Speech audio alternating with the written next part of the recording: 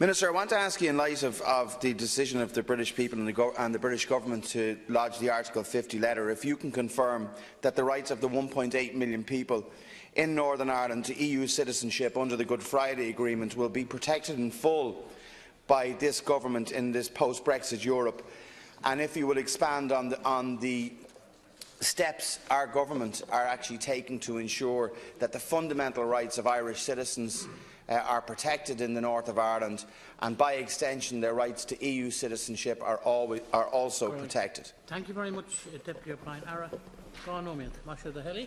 Thank you, Cathaoirleach. As co-guarantor of the Good Friday Agreement, the Government is determined that all aspects of that agreement are fully respected through the process of the matter of the UK's withdrawal from the European Union and indeed thereafter. Our priority is to ensure that the Good Friday Agreement and the overall balance of the settlement is not in any way disturbed by the UK's exit from the European Union. All provisions of that agreement must be fully respected, including the fundamental provisions on citizenship and identity. Under Irish citizenship law, the vast majority of people born on the island of Ireland, including those born in Northern Ireland, are entitled to Irish citizenship. The Good Friday Agreement further provides that the people of Northern Ireland have the right to identify themselves and be accepted as Irish or British or both, and that the right to hold both British and Irish citizenship would not in any way be affected by any future change in the constitutional status of Northern Ireland.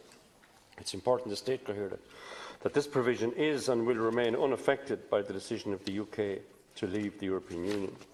Persons who are citizens of Ireland, and therefore also EU citizens, after Brexit, will retain their right to EU citizenship and the entitlements that flow from this under EU law. In the forthcoming EU-UK negotiations, the Government will work to ensure that the continuing EU citizenship of Irish citizens in Northern Ireland can be sustained in a way that is consistent with their unique situation. In this regard, we should be clear that the UK Government has also a major role and responsibility in upholding the letter and spirit of the Good Friday Agreement, regardless of the UK's status within the European Union. The Government has made this point to the UK Government on a number of occasions, and indeed, Cathaoirleach, we will continue to do so. As part of my engagement with Secretary of State and with each of the parties in the discussions in recent weeks, I have strongly emphasised the critical importance of forming a new executive so that Northern Ireland's interests can be effectively represented as part of the process of the EU-UK negotiations which are about to commence. I very much hope the necessary agreement between the parties will be reached in the formation of the executive as soon as possible, so that it can directly represent the interests of the people of Northern Ireland in these negotiations, which are of major significance. Thank you much indeed. Deputy O'Brien, no other one. Thank you, Minister, for the response. I think we would all agree, or we should all agree here, that anyone born in Dungannon, Belfast or Newry is as Irish as anyone born in Swords, Malahide or Skerries, and those rights need to be protected. And on foot of that, their rights to EU citizenship need to be protected. I have a concern. I welcome your response. So I have a concern with the manner in which the British Government have approached this subject. I think warm words and reassurances from the London Government really aren't enough, and certainly don't give solace to most people in the north with the manner in which they've been treated so far. Can you actually enlighten me further, following your discussions with British Secretary of State for Northern Ireland, James Brokenshire, that they've absolutely confirmed that the rights of Irish citizens will be extended to as EU citizens post-Brexit, and indeed anyone born post the agreement date in the north of Ireland would then, again obviously under the Good Friday Agreement, they would have a right to Irish citizenship, that the right to EU citizenship by extension would actually be conferred on them also post the whatever agreement comes into place between Britain and the European Union. Yeah, I want to make it quite clear that all those persons who are citizens of Ireland are EU citizens, and indeed after Brexit, assuming that the UK in 2 years' time, or whatever extended time thereafter is appropriate, assuming that the UK leaves the European Union, all of these citizens will fully retain their right to EU citizenship and all the entitlements that flows from this in accordance with European Union law.